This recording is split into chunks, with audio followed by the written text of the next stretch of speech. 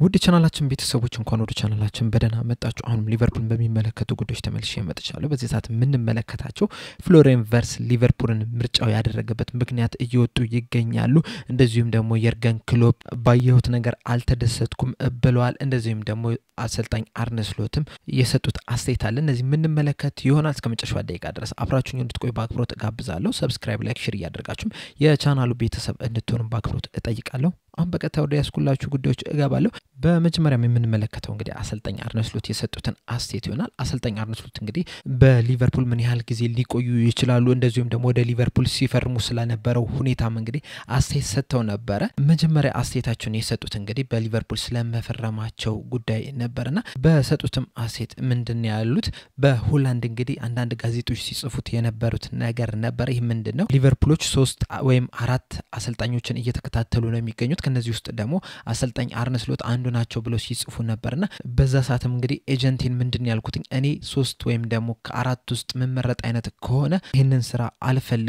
እኔ ወደዛ ሊሄድ የምችለው ወይም ደግሞ በዚህ ስራ ላይ ፍላጎት ሊኖረኝ የምችለው እኔ ብቸኛው ምርጫ ከሆንኩ ብቻ ነው ብሏል። ምክንያቱም እንግዲህ ካንተ ጋር ሌሎች የሚፎካከሩ አሰልጣኞች ካሉ የተለያዩ ሚቲንጎች የተለያዩ ቃለ መጠይቆች ሊያስፈልጉ ይችላሉና ከዛ በኋላም ደግሞ ይደወልልኛል አይደወልልኝም ብለ ዝም ብለ ልጠበቅ ትችላለና እኔ ደግሞ ያንን ነገር አልፈልገውም። እኔ የምፈልገው እኔን በደንብ ካዩኝ እኔን የሚፈልጉ አይነት ከሆነ ቀጥታ ወደ ስራዬ መግባት ብቻ ነው የምፈልገው። እንደጋጣሚ ሆኖ ደግሞ እነሱና ሪቻርድ ሂው እንደዚሁም ደግሞ ጁሊያን ዋርድስ እንግዲህ በኔ ዙሪያ በጣም ብዙ ዲቴል ነገር ነበራቸው። በጣም ብዙ ስታቲስቲካል መረጃ ነበራቸውና ያን ያህል ማገላበጥም አላስፈልጋቸውም ነበር። ከዚህ በፊት እንደነገርኳችሁ እንግዲህ ቀደም ብሎ ጁሊያን ዋርድ መጥቶ በዛ በመሰራበት ቦታ ስለ አጫዋታችን ስለ ታክቲካችን ስለ ሰራኑ ነገር እንዳለ ሲጠይቅም ነበርና ያም ነገር እንግዲህ በደንብ እረርቷቸዋል። በደንብ መረጃው ነበራቸው ብሏል። እንደውም ሪቻርድ ያለውን መረጃ ሙሉ ለሙሉ ነግሮኛል ብዬ አላሰብም። ምክንያቱም በጣም በዲቴል ነበር ሲመለከቱት የነበሩትና አሁን ላይም እንግዲህ ተጫዋቾችን ስናመጣ ያን ነገር ነው ለማድረግ እየሞከርን ያለነው። እያንዳንዷን ነገር በዲቴል ተመልክተን ለኛ ይሆናል አይሆንም የሚለውን ነገር ነው እየወሰንን ያለውና እኔንም ለዚህ ያሰልጣኝነት ስራም እንግዲህ ሲመርጡም በእንደዚህ አይነት ዲቴሎች እንደመረጡኝ እርግጠኛ ነኝ ብለዋል። ከዛ በኋላ ማስተያየት የሰጡት ደግሞ ምን ያህል በሊቨርፑል ሊቆዩ ይችላሉ በሚለው ዙሪያ ነበርና በሰጡት ማስተያየት ምንድነው ያሉት? በርግጥ አሁን አንደኛ አመቴ ላይ ነው ያለሁትና እዚህ ላይ ሆኜ እንግዲህ ለዚህ አመታት ያህል እቆያለሁ ብዬ መገመት በጣም አስቸጋሪ ነው የሚሆነው። ነገር ግን ደግሞ እንደኔ ፍላጎት ከሆነ ደግሞ ለረጅም አመታት በዚህ ብቆይ ደስ ይለኛል። ምክንያቱም ሊቨርፑል በጣም ትልቅ ቲም ነው። ብዙ አመት በአሰልጣኝነት በአንድ ክለብ መቆየት የምትፈልግ ከሆነ አንደኛው ተመራጭ ሊሆን የሚችለው ሊቨርፑል ነው። ነገር ግን ደግሞ በጣም አስቸጋሪ ነው። በተለይ ደግሞ በዚህ ሰዓት እንግዲህ የተለያዩ አሰልጣኞች ብዙ ትግስት እየተሰጣቸው አይደሉም። በጣም በቶሎ ነው ክለቦች አሰልጣኞችን እየቀያየሩ ያሉት። ነገር ግን ደግሞ እንግሊዝ ውስጥ በጣም የተሻለ ነገር ነው ያለው ብዙ አመት በመቆየት። ለምሳሌ አሁን አርሰን ቬንገር እና ሰር አሌክስ ፈርጉሰን ብዙ አመት ነው የቆዩት። እንደዚሁም ደግሞ በቅርብም ደግሞ ክሎፕም በሊቨርፑል 9 አመት መቆየት ይችላል። እንደዚሁም ደግሞ ጋርዲዮላም በማንቸስተር ሲቲ 9 አመት መቆየት ይችላል። በርግጥ እነዚህ ሰዎች የቆዩት እንግዲህ ዋንጫም ስላነሱም ሊሆን ይችላል። ምክንያቱም እንግዲህ አንደኛው ልትቆይ የምችለው ዋንጫ ስታነሳ ነው። ነገር ግን ያ ብቻ ነው እንደዚህ 9 አመት እንዲቆዩ ያደረጋቸው ማለት አይደለም። ነገር ግን ዋንጫ ማንሳት ግን ትልቅ ጠቀሜታ አለው። ሁሉም ሰው ደስተኛ እንዲሆን ስለሚያደርግ ማለት ነውና እኔም እንግዲህ በዚህ ብዙ አመት ቆይቼ ብዙ ዋንጫዎችን ማሳካት እፈልጋለሁና እቆያለሁ ብዬ ተስፋ አደርጋለሁ። ኤፍኤስጂዎችንም ከተመለከተንም እንግዲህ በሬድ ሶክስ ክለባቸው ላይም ራሱ ብዙ አመት የቆየ አሰልጣኝ አላቸውና ብዙ አሰልጣኞችን መቀያየር የሚፈልጉ አይነት ባለሀብቶች አይደሉም። በጣም በዲቴል ነው የሚያመጡት። ከዛ በኋላ እንግዲህ ብዙ አመት መቆየት ትችላለህና በሊቨርፑል ቤትም እንግዲህ ብዙ አመት እቆያለሁ ብዬ ተስፋ አደርጋለሁ። የተለያዩ ዋንጫዎችንም አሳካለሁ ብዬ ተስፋ አደርጋለሁ ብለዋል በሰጡት አስተያየት አሰልጣኝ አርነ ስሎት። ሌላኛው የምንመለከተው ደግሞ የርገን ክሎፕ የሰጡትን አስተያየት ይሆናል። የርገን ክሎፕ እንደሚታወቀው እንግዲህ በነገው እለት ሊቨርፑል ከክሪስታል ፓላስ ጋር በሚያደርገው ጨዋታ በአንፊልድ ይገኛሉ ተብሏል። ነገር ግን ደግሞ ለዚህ ጨዋታ ብቻ ብለው አይደለም ወደ አንፊልድ የሚመጡት።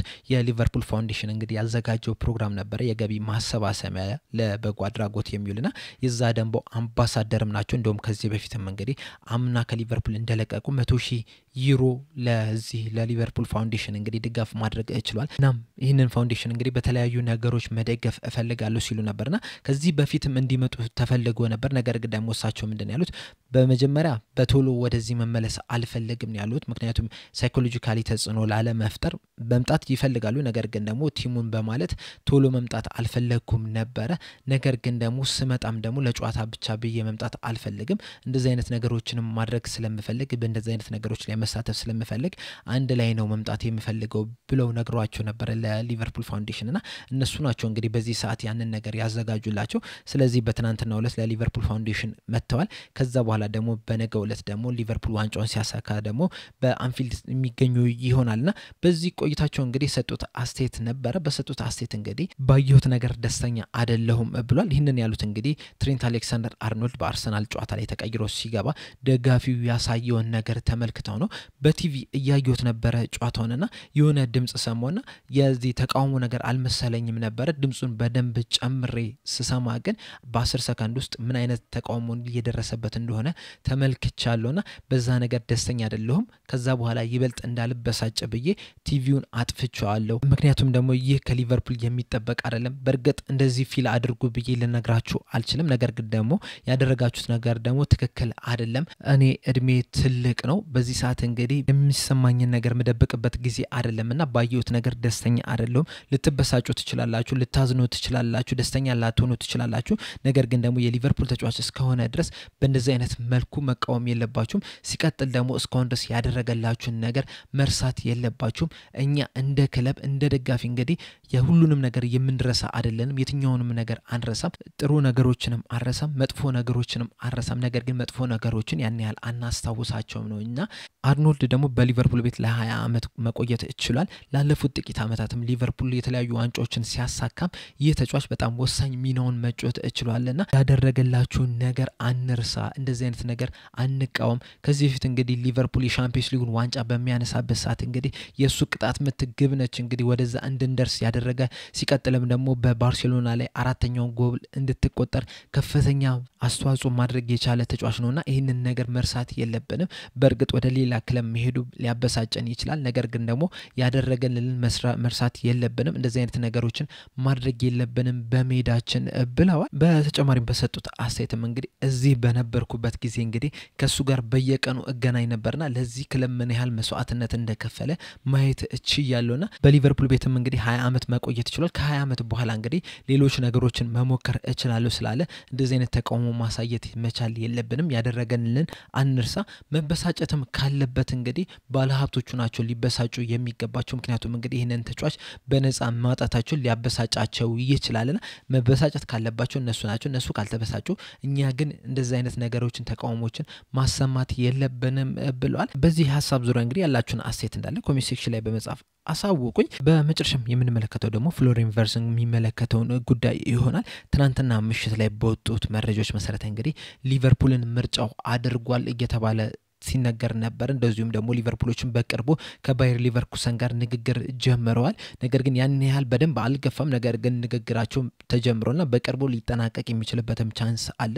ሊቨርፑሎችም እንግዲህ የኢንተርናሽናል ብሬክ ከመምጣቱ በፊት የዚህን የዝውውር ነገር መጨረስ ይፈልጋሉ እየተባለ ይገኛል። ትናንትና ከሰራሁላችሁ ፕሮግራም በኋላና ዛሬ ጧት ላይ በወጡ አዳዲስ መረጃዎች መሰረት ደግሞ ምናልባትም ትናንትና ሲነገር ከነበረው ሂሳብ በታች ሊቨርፑል ሊያወጣ ይችላል ነው እየተባለ የሚገኘው። ትናንትና ላይ እንግዲህ ምናልባትም እስከ 126 ሚሊዮን ፓውንድ ድረስ ወይም ደግሞ 150 ሚሊዮን ዩሮ ድረስ ሊቨርፑሎች ለዚህ ተጫዋች ሊያወጡ ይችላሉ ሲባል ነበር። አንዳንድ መረጃዎች ይዞት እንደወጡት በተለይ ደግሞ ዴቪድ ኦርንስቲን በዚህ ጉዳይ ላይ ሲያነሳ ነበርና አሁን ላይ በወጡት መረጃዎች መሰረት ደግሞ ምናልባትም ከዛ በታች ሊያወጣ ይችላል እያለን ይገኛል። በተለይ ይህንን የዘገበልን ደግሞ ዘ ታይምስ ላይ የሚጽፈው ፖል ጆይስ ነው። እንደ ፖል ጆይስ ዘገባ ከሆነ እንግዲህ ምናልባትም እኛ ከምናስበው በታችም ሊሆን ይችላል የዚህ ተጫዋች የዝውውር ሂሳብ እያለን ይገኛል። በተጨማሪም በወጡት አዳዲስ መረጃዎች መሰረት እንግዲህ ሊቨርፑልን ምርጫው ያደረገበት ምክንያቱንም እየተነገረ ይገኛል። እንደ ዘገባዎቹ መሰረት እንግዲህ ሊቨርፑልን ምርጫ ያደረገው ከአሰልጣኝ አርነ ስሎትና ከአሰልጣኝ ቪንሰንት ኮምፓኒ ጋር ንግግር አድርጎ ነበርና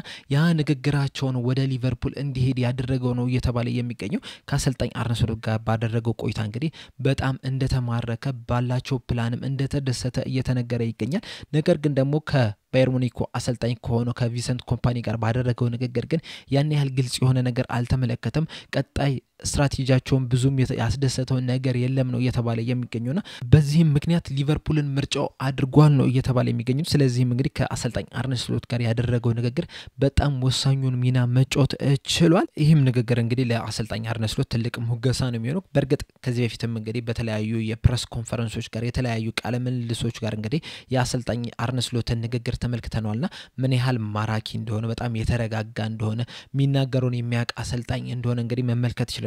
ያም ነገር እንግዲህ አሁን ላይ በደንብ ተጠቅሞናል ነው እየተባለ የሚገኘው። ምናልባትም በቀጣይ ሳምንት እንግዲህ የፍሎሪያን ቨርስን እንደዚሁም ደግሞ የጀረሚ ፍሪምፖንግም ጉዳይ በአንድ ላይ ይፋ ሊደረግ የሚችልበት ቻንስ አለ እየተባለ ነው የሚገኘው። እንግዲህ ለሊቨርፑል ጥሩ የክረምት የዝውውር መስኮት ይሆናል ተብሎ ነው እየተጠበቀ ያለው ካሁኑ። በዚህ ዙሪያ እንግዲህ ያላችሁን አስተያየት እንዳለ ኮሜንት ሴክሽን ላይ በመጻፍ አሳውቁኝ። በቀጣይ በሌላ እስከምንገናኝ ድረስ ሰብስክራይብ ላይ ሼር ማድረግ እንዳትረሱ። ቻው።